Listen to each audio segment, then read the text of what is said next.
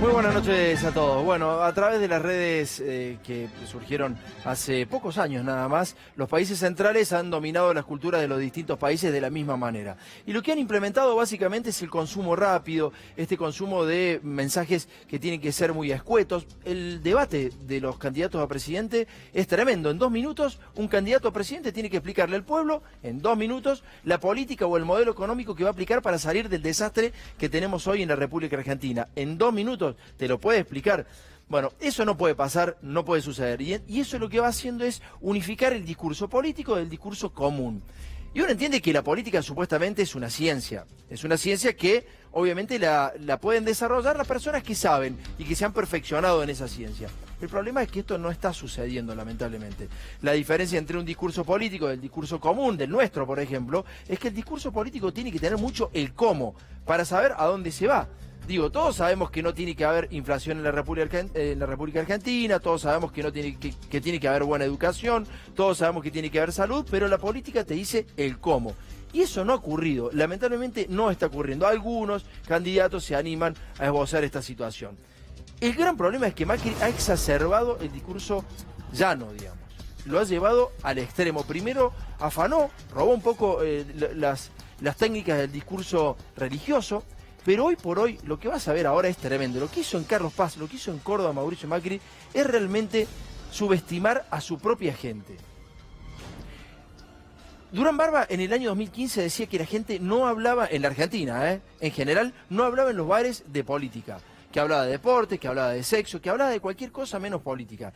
Y uno de los logros, de los méritos de Mauricio Macri, es que la gente ahora en los bares sí habla de política. Habla de cómo está el consumo, habla si vende o no vende, habla si le falta guita a los jubilados. Empezó a hablar de economía, empezó a hablar de política, culpa del propio Mauricio Macri. Y entonces Mauricio Macri trata de sacar a la gente de ese discurso y se mete de lleno en un discurso totalmente vacío, pero ya casi infantil, agarrando de boluda a la gente. Lo que pasó en Carlos Paz, verdaderamente no me hubiera gustado ser parte de esa gente que estaba escuchando el discurso de un presidente y candidato a presidente que tiene que modificar una realidad verdaderamente tremenda. Mira esta parte, dale.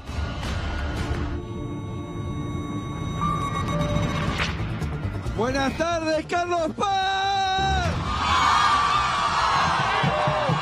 Me van a matar de amor. Quiero saber, ¿se puede dar vuelta a esta elección? No escuché. Quiero que escuchen en Uruguay. ¿Se puede dar vuelta a esta elección? Quiero que escuchen en Japón. ¿Se puede dar vuelta a esta elección?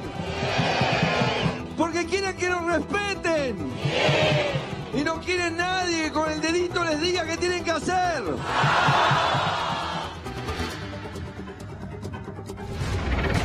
Si no pudiste percibir cómo trataba a su propia gente, ahora te hicimos una comparación con un payaso muy conocido de Córdoba, que utiliza casi la misma técnica de Mauricio Macri. El problema es que el payaso le habla a los niños y los niños reconocen que hay un juego, que hay un discurso lúdico y de eso se divierten. Los niños saben que el payaso le pregunta algo que sabe que ellos lo saben.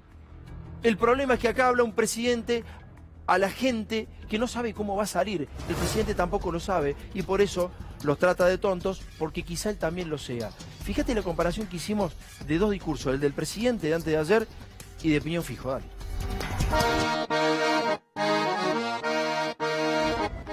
¡Hola, chicos! Buenas tardes, Carlos Paz. Me van a matar de amor. No la saben. ¡A que sí! ¡A que no! ¡A que sí! Quiero saber, ¿se puede dar vuelta a esta elección? No escuché.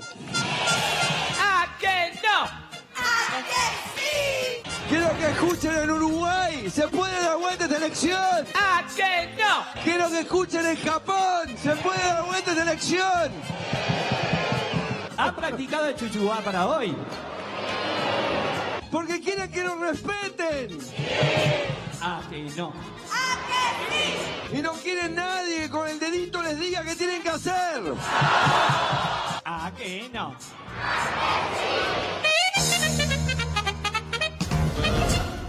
Tremendo, ¿no?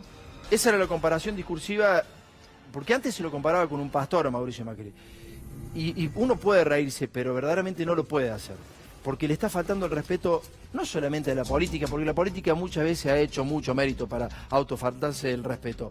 Hay muchos dirigentes que no y hay otros que sí.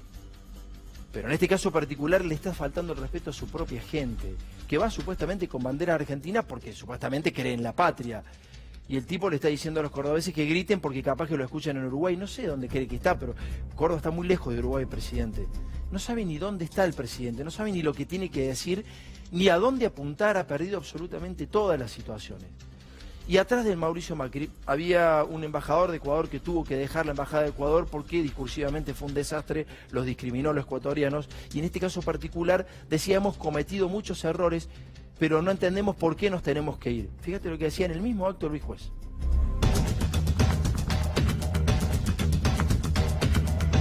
Hemos cometido errores, tenemos amigos y quiere decirle sí, hemos cometido errores. Hemos tenido un diagnóstico equivocado de la realidad. Y sí, si el presidente mismo ha dicho que se ha equivocado, ahora con la mano en el corazón le digo, no puede ser que nuestros errores, que no fueron pocos, sean el único y el último argumento que tenga el kirchnerismo para volver a ganar a Argentina. No entienden. ¿Te das cuenta que no entienden? No entienden que ese error ha dejado a los jubilados sin plata. No entienden que lo ha dejado sin medicamentos, que los niños no tienen para comer, que han metido 5 millones de nuevos pobres. No entienden que esos errores le han pegado fuerte a la gente. Luis Juez vive del Estado de hace muchísimo tiempo, por eso no se puede percatar de que hay una situación social angustiante, que esos errores se han pegado y mucho, y que puede llegar hasta, si estuviera vivo, de la Rúa. Puede llegar hasta Menem, con boludos así, puede llegar cualquiera, no solamente el Frente para la Victoria o el Frente de Todos, puede llegar cualquier persona. ¿Se entiende? No es una cuestión particular de que por un error, que fue un error inintencional, Mauricio Macri se tiene que ir de la presidencia. Ni siquiera entienden estas cosas. ¿Te acordás qué tiempos aquellos? Dale.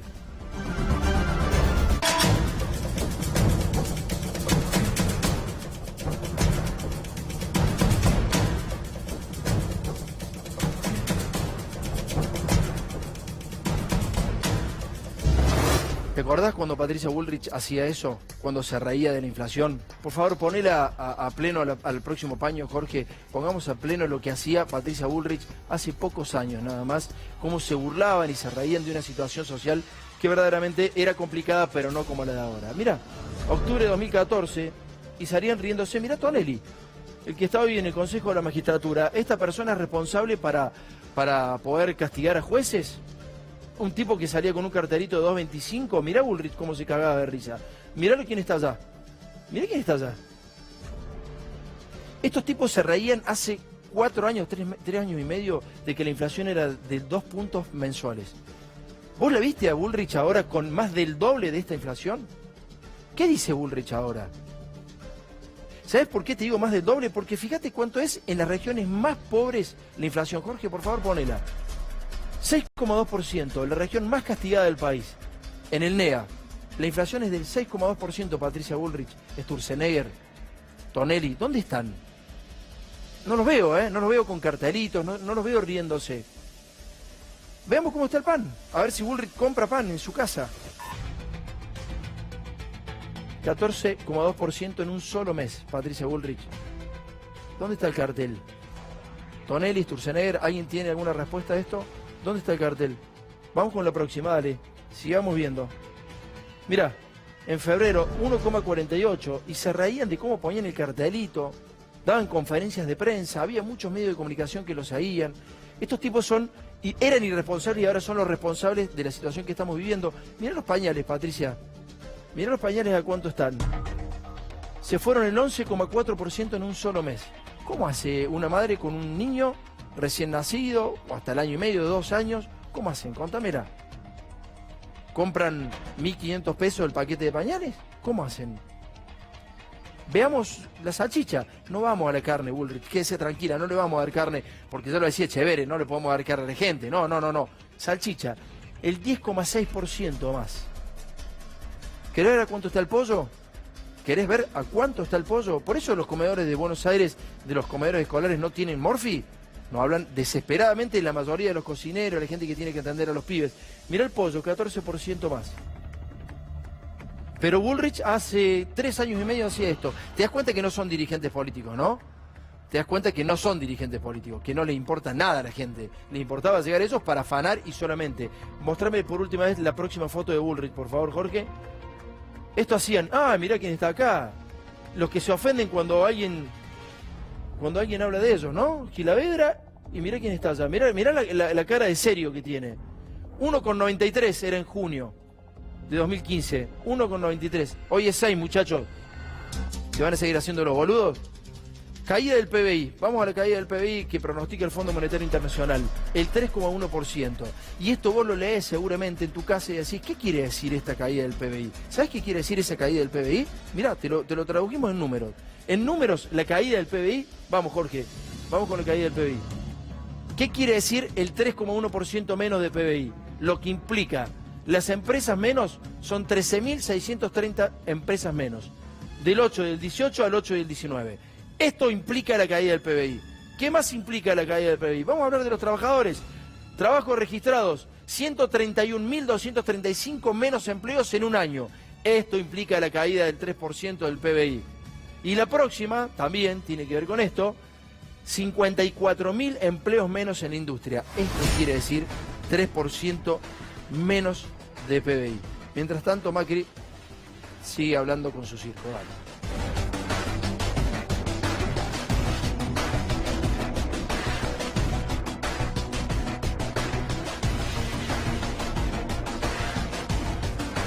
Augusto Costa, ¿cómo anda? Un gusto, un placer que venga, en serio. Igualmente, gracias por la invitación. Sé que está muy ocupado y se lo agradezco en serio. Es un gusto escucharlo siempre. ¿Cómo ves la cosa? Bueno, yo creo que los números hablan por sí solos y lo que asusta es la falta de reconocimiento de Macri, sobre todo, de la situación económica a la cual nos llevó su política. Por más que juez diga en Córdoba, ¿no?, que hubo errores y que el gobierno no reconoce, yo creo que Macri no reconoce nada y eso es lo más grave de todo, porque sigue insistiendo, por ejemplo, con que si no ganaba Alberto a las PASO, el dólar no se iba a disparar. ¿Por qué hace eso? ¿Por qué crees que hace eso? No... Yo creo porque no termina de entender cuál es la lógica de funcionamiento de la economía argentina y los números de inflación que se difundieron ayer, que son alarmantes, porque estamos hablando de un 5,9% en el mes de septiembre, una inflación en el último año de 53 y pico por ciento, que todo lleva a pensar que se va a continuar hasta un 60% este año, y eso es resultado de un gobierno que vino con unas políticas para supuestamente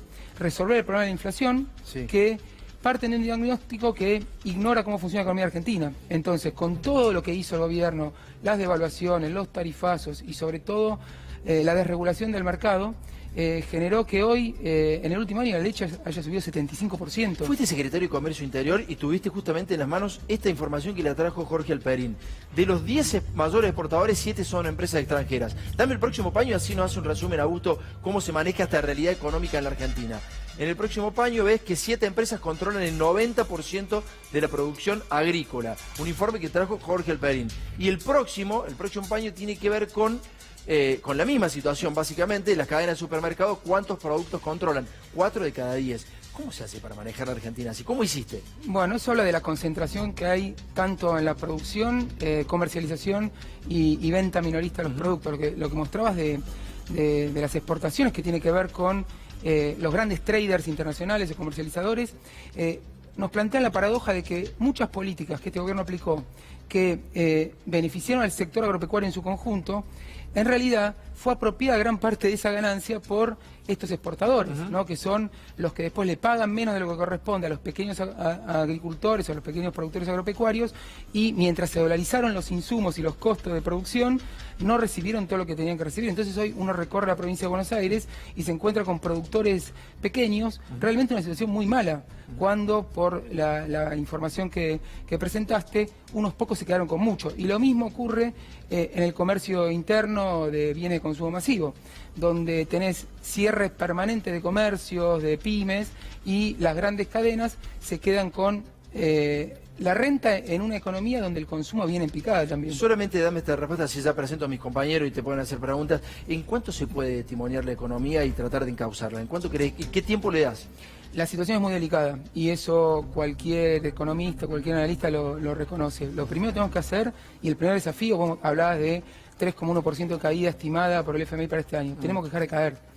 Entonces Va a ser difícil, ¿no? Y después de octubre seguramente también, porque va a generar más incertidumbre Macri al frente de un Estado que no ha podido manejar y todavía le falta un mes y medio. ¿Qué pasa a fin de año? Bueno, ¿Qué le pasa a la gente? La incertidumbre ¿no? que va a pasar entre las elecciones y el cambio de gobierno, que va a ser Macri, va a tener una política racional de intentar hacer una transición ordenada. La verdad que es una incógnita y el problema es que cuanto más se agudice la situación de deterioro de la economía, después va a ser más difícil revertirla. Jorge, Gabriel, ¿cómo andan? Juan, buenas noches. ¿Todo bien? Buenas noches.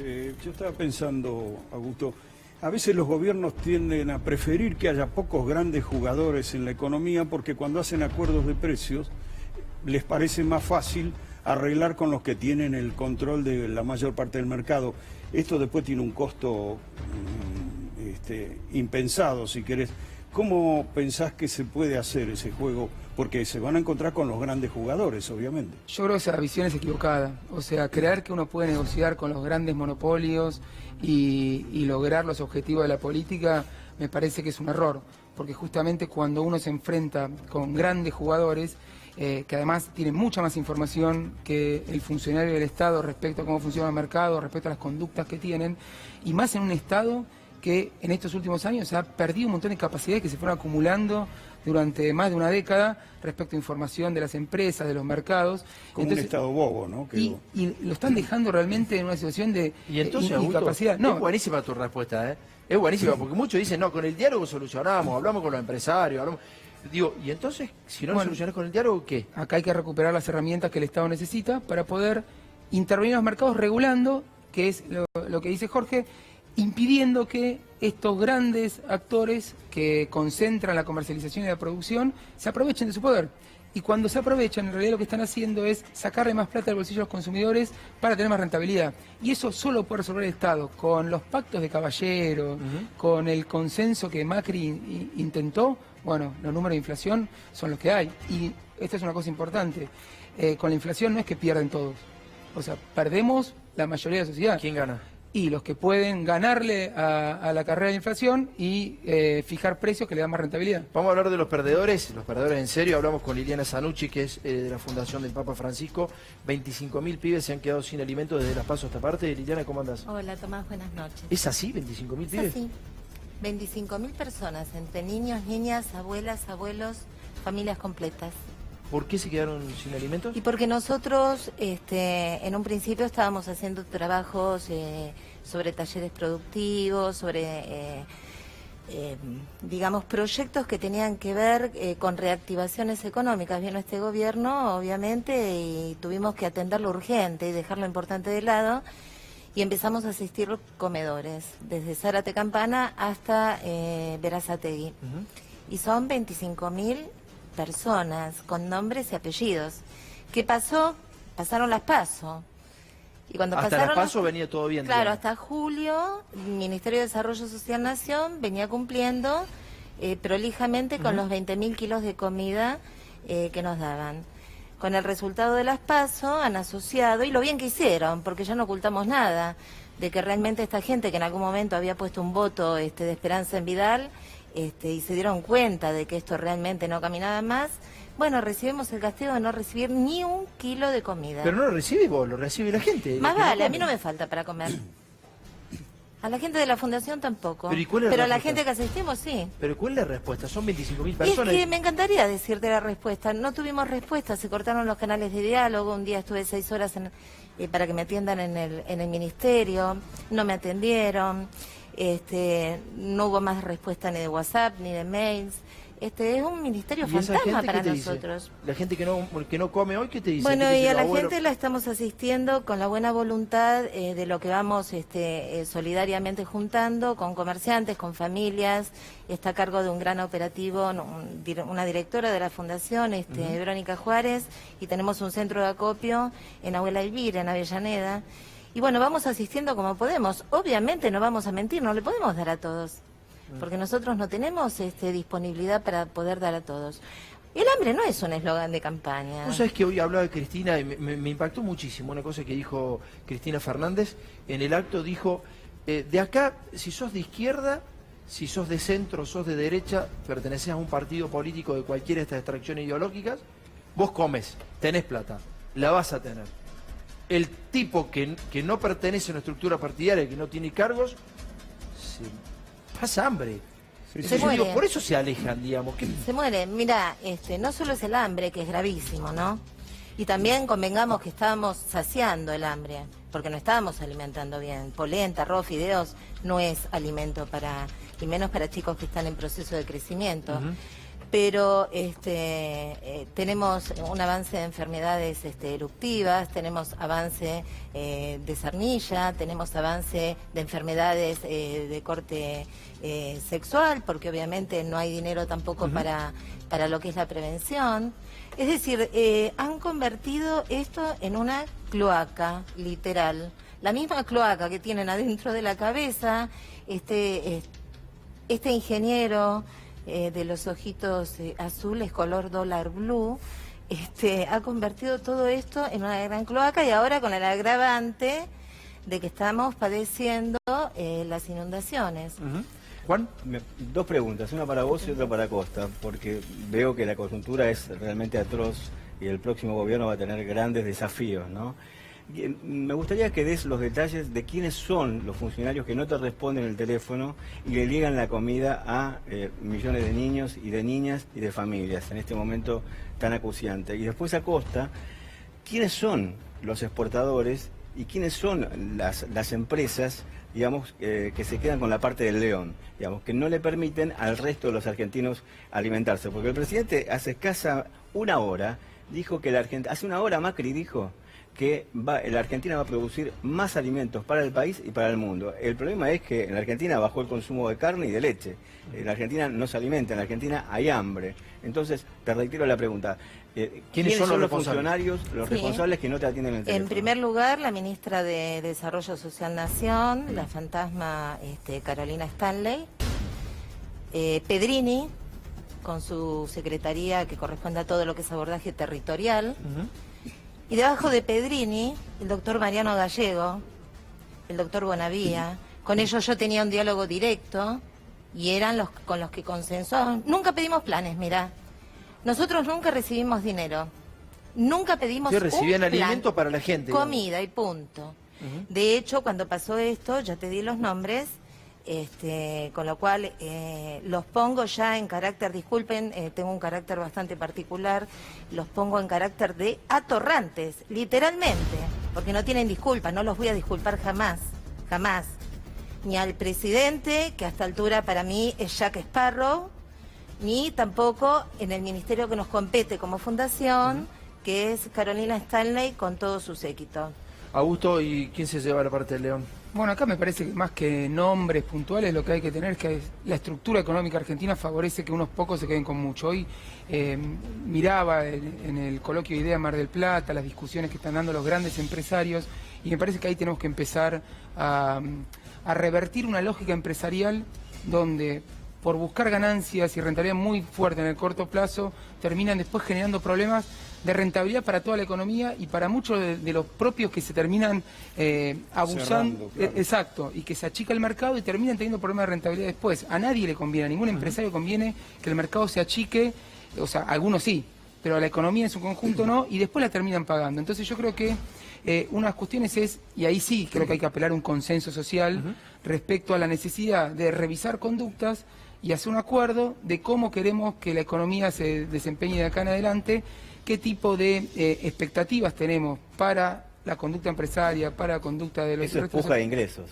¿Perdón? Eso es puja de ingresos. Exacto, pero si en esta delicada situación no están dispuestos los que tradicionalmente tuvieron una situación privilegiada a ceder y en pos de un funcionamiento mejor de la economía, vamos a tener serias dificultades. Yo creo que por lo menos nosotros estamos hablando mucho con empresarios, con inversores, y hay un reconocimiento de la situación y una voluntad por lo menos de diálogo y de pensar cómo encontrar un consenso para seguir acá adelante. Pero, bueno, eso es lo que creo que es el desafío del próximo gobierno. Augusto, muchísimas gracias por haber venido. Gracias por la invitación. Gracias por haber venido. Gracias, Muchísimas Juan. gracias a los Gracias. dos. Jorge, vamos con vos, dale. Bueno, Uno se pregunta, Macri hace semanas que abandonó Balcarce 50 y probablemente la Quinta de Olivos, mutó de presidente en candidato, ya no está a cargo. Ahora la pregunta es, faltan 54 días para el 10 de diciembre y podía haber pasado con todo lo que hizo Macri, hizo suficiente mérito para irse en helicóptero anticipadamente y sin embargo es probable que se convierta en el primer gobierno no peronista que completa su mandato. Sí. Entonces uno pregunta, después de semejante gestión de la cantidad de desastres acumulados, ¿cómo es que no se ha tenido que ir anticipadamente o por lo menos... Es muy interesante el razonamiento, es interesante en serio. Ya desde diciembre nos preguntábamos eso. Entonces una primera pista es que el neoliberalismo, que es la política de Macri, es idéntico a sí mismo, se repite siempre, cada vez que vuelve hace la misma receta, aplica. Pero la sociedad genera respuestas nuevas. O sea, después del desastre de 2001, lo que pasó fue que la sociedad empezó a construir formas de defensa y el gobierno que gestionó hasta 2015 hizo lo suyo también. ¿Cuáles eran esas defensas? Formas de defensa que son redes de contención para los sectores más vulnerables, que si bien no nos libraron de la miseria, por lo menos permitieron zafar bastante. Y lo que estamos viendo ahí son la cobertura jubilatoria del 94% de los adultos mayores. Claro. Algo es algo, digamos. La cobertura jubilatoria, el 94% fue en 2014, cuando el gobierno de Cristina Fernández estableció la moratoria jubilatoria. Bueno, se llegó al 94%. Resultas de eso, hoy hay una cantidad enorme de hogares que, aunque sea la mínima, tienen 2 jubilaciones mínimas. Claro. Con lo cual Ayuda. se crea un cierto colchoncito. Está bueno eso, está muy bueno lo que está insistiendo Jorge, porque, claro, hace mucho nos estamos preguntando cómo es que la gente aguanta. Y aguanta gracias a la política social. Hay redes. Y Macri se dio cuenta, porque la mantuvo claro que y se dio cuenta porque duplicó los planes sociales. Hay redes estatales y redes de la sociedad. Entre las redes estatales también está, por supuesto, la asignación universal por hijo, que tiene cerca de 4 millones de beneficiarios. Claro. Y que el 51% tienen un solo hijo y solo el 5% tienen 4 hijos. Eso es muy importante también decirlo. Muy importante para los prejuiciosos sobre esto. ¿Y el fondo de desempleo? El tema de desocupación. Hay 2 millones de desocupados que reciben subsidios. El tema de las empresas recuperadas. Hay una cantidad de 500 empresas recuperadas en las que trabajan 35.000 empleados. Hay acciones cooperativas de las redes de la sociedad, movimientos sociales, por ejemplo, las cooperativas de cartoneros tienen un papel importantísimo. Sí, claro. Están agrupando a muchos de los sectores más vulnerables, dándoles chances de un trabajo, de un ingreso. Hay movimientos sociales que a fuerza de pelearla mucho consiguen arrancarle concesiones al gobierno. Las empresas recuperadas, que son 500 y 35.000 trabajadores. 35.000 trabajadores. Hay una cantidad de... El movimiento piquetero, lo único que vemos de ellos es que cortan calles y rutas y acampan en la 9 de julio. Lo que no se ve de esos movimientos es toda una gestión impresionante, manteniendo merenderos y comedores, centros educativos. Que si no lo hubieran hecho, repetimos, eso estallaba. Exactamente. Si no lo hubieran hecho, eso estallaba. Emprendimientos de todo tipo, frutihortícolas, de confecciones, de panadería, etcétera. Toda esa actividad que no se ve acá, pero que es territorial, consigue contener la situación de la gente. De morfar a los pibes, a los ancianos, a los adultos, es así, es básico. Organizaciones populares son más de 100.000 personas movilizadas en este tipo de contención, digamos. Es hasta grande, 100.000 muy personas. grande. Ahora dirán, muy bien, sí, pero Macri aumentó al doble los planes sociales, la gente además no quiere un estallido porque los que lo pagan más caro son justamente los pobres. Y está bien que haya aumentado los planes sociales si es que se necesitan. Está bien darle cobertura a los pibes, a los abuelos, está bien que le haga cualquier gobierno, si no estamos felicitando a un gobierno que lo hizo y al que lo hace ahora no. No, está perfecto, porque un pibe no puede dejar de morfar. Exactamente, entonces la sociedad pudo generar, junto con acciones de un gobierno anterior, se pudieron generar redes sociales que son tan importantes que si vos te pones a pensar que el próximo gobierno va a navegar por aguas muy turbulentas, va a tener estas redes sociales como un capital invalorable y también la democracia lo va a tener. Es como para pensar el lado positivo de esto. Bien, Jorge, muchas gracias. Esa es política y lo que no hace Macri es justamente política. Ha inaugurado también el viaducto San Martín. pero hay realmente una trampa mortal en ese viaducto. Vas a conocer las pruebas de otra inauguración sumamente peligrosa del gobierno de Macri. ¿Cómo anda, Miguel? Buenas noches. Buenas noches, Tomás. El peligro que hay en el viaducto del tren San Martín es que los pasajeros que usan este viaducto que va desde Villa del Parque hasta la estación Palermo desconocen que no están preparadas todas las salidas de emergencia. Se inauguró las apuradas, lo hizo Macri en un discurso que transmitieron casi en cadena nacional todos los medios. Lo que ocurre es que solo hay 2 salidas de emergencia visibles. Mirá lo que son las salidas de emergencia. Esas son las condiciones. Parecen salidas de emergencia de una obra en construcción. ¿Pero qué es una obra en construcción, Miguel? Mira lo que es eso, es un cajón de madera. Sí.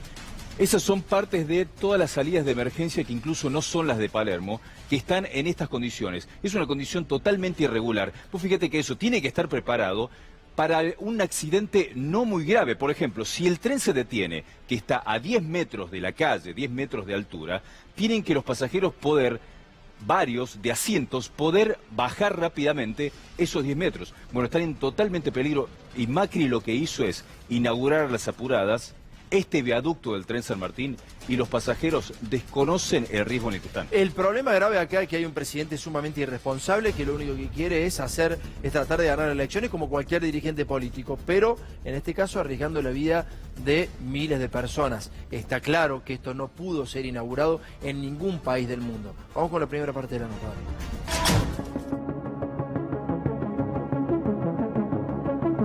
Para atrás no es. Para atrás es viajar en un tren sin freno automático y que te pase la tragedia de 11.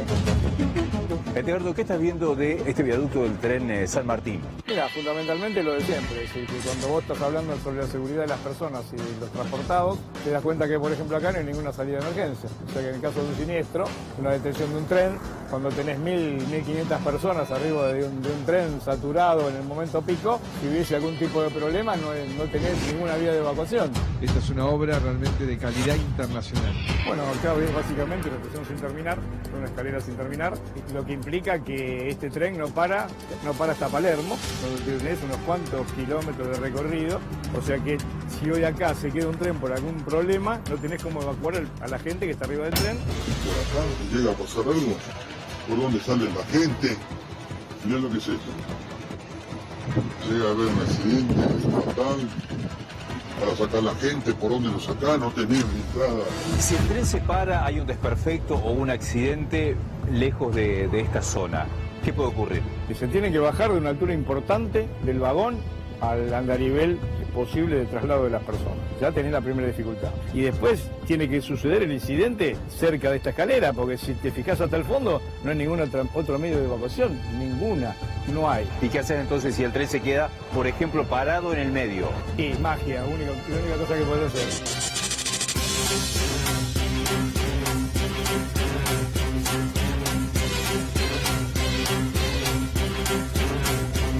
Me ha comentado la gente que trabaja en los vagones es que tiene una sola escalera para todo el tren. Es decir, ni siquiera tienen las escaleras específicas de cada vagón, como mínimamente debería ser, y donde vos tenés 2 personas para asegurar la evacuación de 1.500 personas.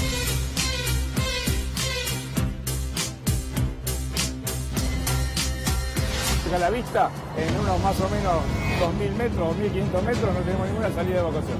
Recorrimos todo, está lleno de anomalías, por si ojalá que no llegue nunca a pasar nada ahí arriba, porque para evacuar a la gente vamos a tener mucho inconveniente. Cuando vos haces un viaducto tenés que prever las condiciones de seguridad como cuestión primaria. No es que yo hago una vía y paso un tren.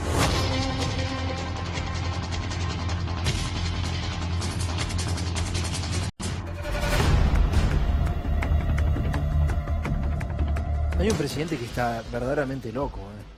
Sinceramente esto es una verdadera locura lo que pasó. No aprendió de lo que pasó en Ezeiza, no aprendió de lo que pasó en Neuquén. Se tragó un auto de la ruta en Neuquén, presidente.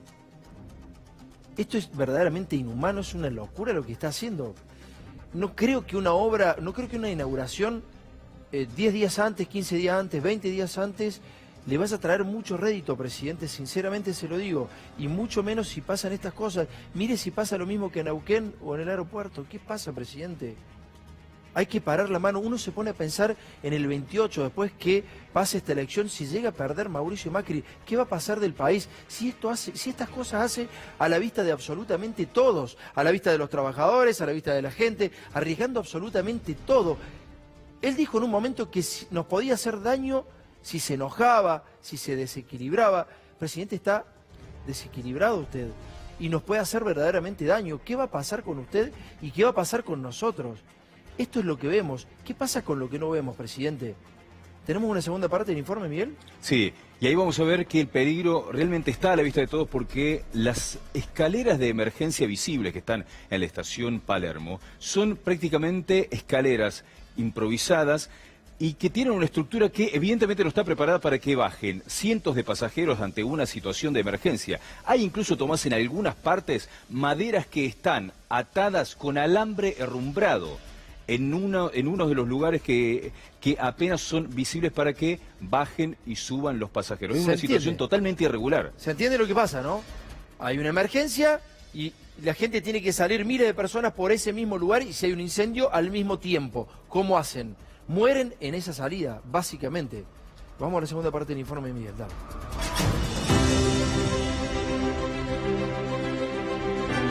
Te escuché cuando me dijiste que necesitabas viajar mejor, en trenes más seguros. Edgardo, esta es una de las pocas salidas de emergencia que hay ante un posible inconveniente o una tragedia que ocurra. ¿Está preparado? Mira, creo que está a simple vista. Esto debe tener 1,50 m. No está diseñado en lo que es el ancho de salida para la carga completa de un tren en una situación crítica, o sea, donde puede haber 1.500 personas para evacuar. No se pueden evacuar por esta escalera. Esto es muy precario mal. Imagínese con un flujo de gente en apuro. Acá se van a golpear. Esto tiene que terminar porque una escalera así, la gente se va a matar acá. Primero, que hay mucho riesgo de golpe en función del tipo de diseño que tienen las barandas. Vos tenés que tener un perimetral de contención, tendría que tener un cerramiento que impida cualquier tipo de atrapamiento, golpe o riesgo que se empujen en la salida. Y una cuestión que es más que elemental, ¿qué haces con las personas con movilidad restringida? Es decir, no tiene ninguna alternativa para evacuarlo de acá. Y otra cosa que es interesante, nosotros hacemos el recorrido desde Paternal hasta acá. Es la única salida de emergencia que hay. Yo quiero agradecerle a todo el equipo lo que ha hecho en esta obra, una vez más, demostrando lo que somos capaces de hacer. Esto tendría que estar cerrado a la vía pública, prohibido, tendría que estar absolutamente tapiado para evitar que nosotros mismos estemos acá. Las salidas de emergencia son para salir, no para entrar. Esto es absolutamente muy perverso desde el punto de vista de la seguridad de la población.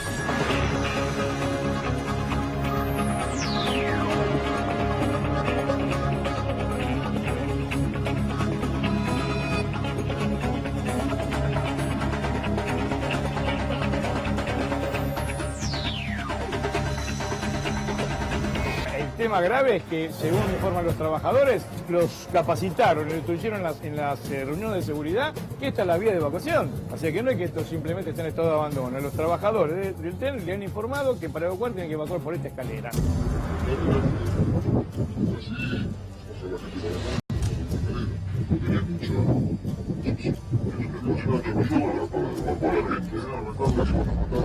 Primero tenés que garantizar la seguridad y después ver si habilitas el sistema. No, lo empiezo a usar y después veo qué hago, ¿se entiende? ¿Qué es lo que está pasando?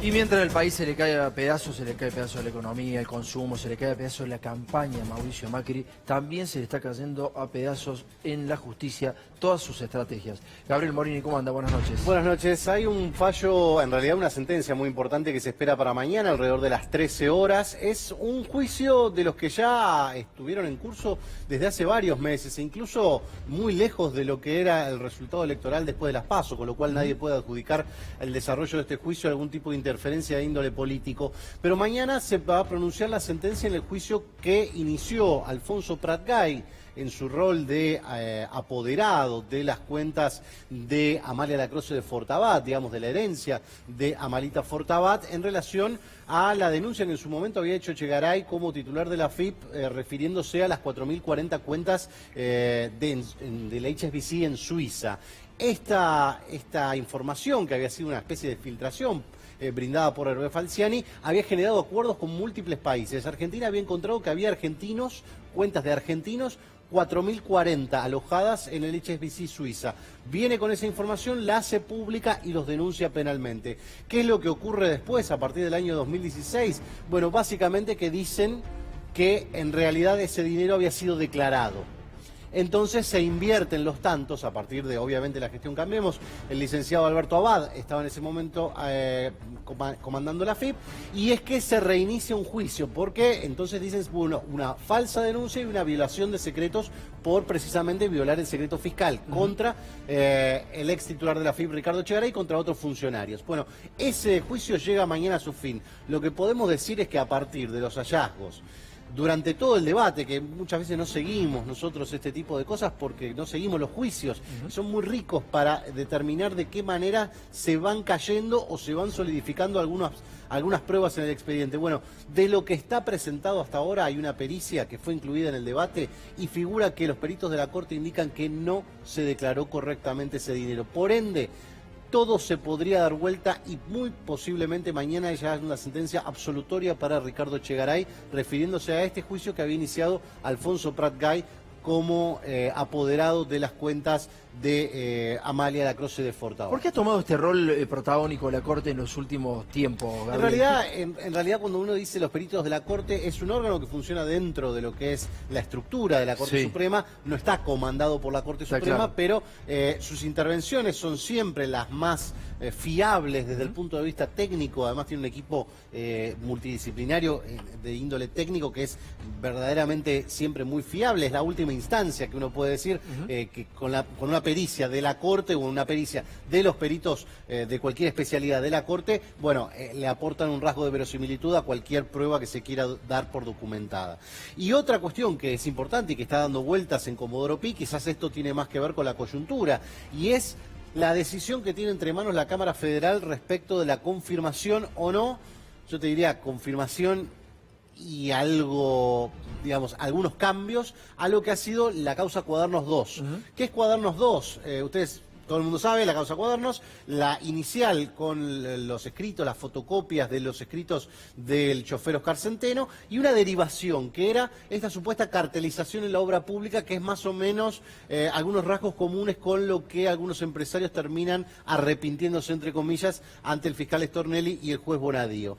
Bueno, de la causa Cuadernos surgen 101 indagatorias, en su mayor parte, alrededor de 80, correspondían a empresarios de primera línea de la República Argentina, acusados todos de integrar una asociación ilícita para cartelizarse en la obra pública y así obtener mejores contratos. Bueno, esta cuestión tiene que ser dirimida por la Cámara Federal, ya está en plazo, es decir, lo que se espera es que o mañana o bien el lunes presente la confirmación a los procesamientos. Y acá hay una gran disyuntiva porque se está volviendo a rediscutir toda la causa Cuadernos, en el sentido de volver a intentar aplicar algún rasgo del derecho y de las cuestiones cómo debieron haberse realizado. Se está forzando la situación, digamos. No, te diría que al revés, se está volviendo al curso natural que debieron haber tenido los acontecimientos, y en ese revisionismo se encuentran con una serie de cosas que antes era siga.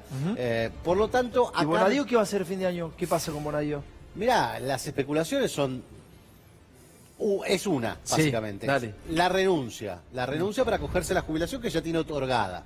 Esto sería lo que le habría dicho a su entorno más cercano, que él obviamente no tiene interés de convivir con una eventual gestión de Alberto Fernández, con una eventual gestión del peronismo. Porque si un juez es independiente, supuestamente. Y yo te diría que porque efectivamente no lo fue. No va a tener que rendir cuentas en el Consejo de la Magistratura. Recordemos que el gobierno había Pero vos te das intentado... cuenta que queda recontraexpuesto, Gabriel.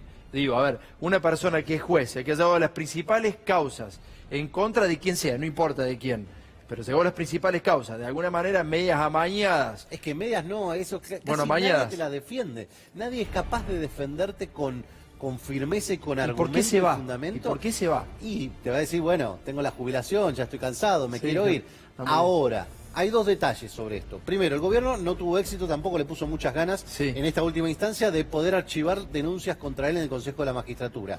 De hecho, ya hay una nueva mayoría que bloqueó cualquier tipo de cuestión y pidió la apertura de los distintos expedientes. Y punto dos, lo que dicen algunos en tribunal, algunos, digo, una generalidad, un simplismo, algunos referentes que del ámbito de la justicia es atención. Porque si depende del resultado de después del 27 de octubre y el 10 de diciembre, Bonadío presenta una renuncia y es aceptada por el Poder Ejecutivo, podría ser considerado un acto revisable. Bien. Esto no sucedió nunca, yo lo advierto porque es algo de lo que se está hablando. Me queda, Dale, Jorge, dale. queda el rulito sobre este tema también muy ligado, que es, llega el 27 de octubre el fiscal Stornelli, ¿en qué punto está hoy? El fiscal Stornelli está, digamos, con todo el tiempo que le ha dado la Procuración General para precisamente poder dilatar al máximo posible lo que es el expediente disciplinario. Yo te diría que el expediente disciplinario va a quedar en la anécdota, pero la cuestión ahora va a tener que ser dirimida o por el Procurador General, que va a tener que definir cuál es su destino, y también, bueno, queda pendiente toda la causa de Dolores. Gracias, Gabriel, muchísimas gracias. Ahora entramos en un tema que tiene que ver con el periodismo y la Comisión Provincial de los Derechos Humanos, que le pidió a Ramos Padilla que actuara y analizara la situación de algunos periodistas. Uno quien preside la comisión es Adolfo Pérez Esquivel y ha recibido verdaderamente un embate muy fuerte de alguien muy particular que se sintió tan tocada como esos periodistas que están siendo investigados. Dale.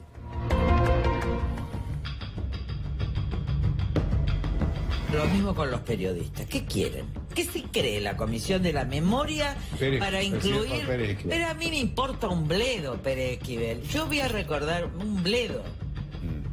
Porque o está senil, pero lo cierto es esto. En una causa federal se pide a una comisión provincial un informe donde que no es auxiliar de la justicia. Que no es auxiliar de la justicia y donde se involucra a exactamente los periodistas de investigación. Bueno, no sé qué entidad es adecuada para ella, ¿no? Además me trata de senil. Yo la desafié a la Lilita a correr 100 metros. Sí. Bueno, no hay que llevarle el apunte, porque la verdad que todas las barbaridades que dice no, es lamentable. Realmente es lamentable, no le hace bien al país. ¿Cómo nos ponemos los periodistas cuando nos toca? No, acá el tema es para Juan y es para Jorge, así que empecemos a debatirlo. Dale, Juan. Bueno, no todos los periodistas. Acá, más que nada, Carrió defiende a periodistas del Grupo Clarín, periodistas de La Nación, que son los que han criticado en las últimas horas, sobre todo, al juez federal de Dolores, Alejo Ramos Padilla, y a la Comisión Provincial por la Memoria. Ahora, que Carrió critique de la forma que critica al Premio Nobel de la Paz Pérez Esquivel de esta manera, de forma absolutamente irrespetuosa, habla muy mal de Carrió. Creo que están pasando al punto de la clara desesperación. ¿Por qué? Porque si uno lee las 190 páginas del informe que le eleva la Comisión Provincial para la Memoria al juez Alejo Ramos Padilla, allí notará una serie de irregularidades, al menos, que por lo menos, lo voy a decir en potencial, ameritarían que el juez federal Alejo Ramos Padilla evalúe si amplía los procesamientos o algunos procesamientos en la causa que se instruye en Dolores. Porque la situación... ¿Contra periodistas, decís vos? Sí, la situación del periodista Daniel Santoro allí está muy, muy complicado porque interviene en 2 o 3 episodios que son imposibles de justificar. ¿Confían en la Comisión Provincial de los Derechos Humanos? Bueno, yo creo que acá lo que hay que clarificar también de lo que dice Juan es cómo están jugando todas las corporaciones periodísticas. Salieron todas al unísono, la Academia Nacional de Periodismo, que yo integro, pero desde un lugar muy lejano, por razones muy concretas, la FOPEA, la que fue creada Sí, claro. por el propio Santoro, ADEPA. Se entregaron los otros días premios de Editorial Perfil y uno de los premiados le dedicó el premio a Daniel Santoro. Hay una acción corporativa, una parte del periodismo, como dice Juan, no todo el periodismo por fortuna, mucho. Pero hay periodismo que tener límites, Jorge, también, Sí, ¿no? sí, Digo, sí. uno puede ser corporativo y está muy bien que defiende la profesión, pero hay límites, ¿no? No, por encima de lo que suena como un delito. Acá no es un problema de que investigó y lo están coartando la libertad de investigar, sino la sospecha muy fundada de que cometió un delito. Ahora, fíjate la debilidad y el enfrentamiento que tiene Ramos Paella con los medios y la potencia de esos medios, que tiene que pedir ayuda a la Comisión Provincial de Derechos Humanos para no quedar solo y expuesto, digamos, ¿no? Es muy fuerte la corporación, periodística y también empresarial, sobre todo empresarial. Nos vamos a ir a la tanda y cerramos el tema atrás, ¿puede ser, muchachos? Lo invito. ¿Cómo no? Dale, vamos a la tanda, ya volvemos.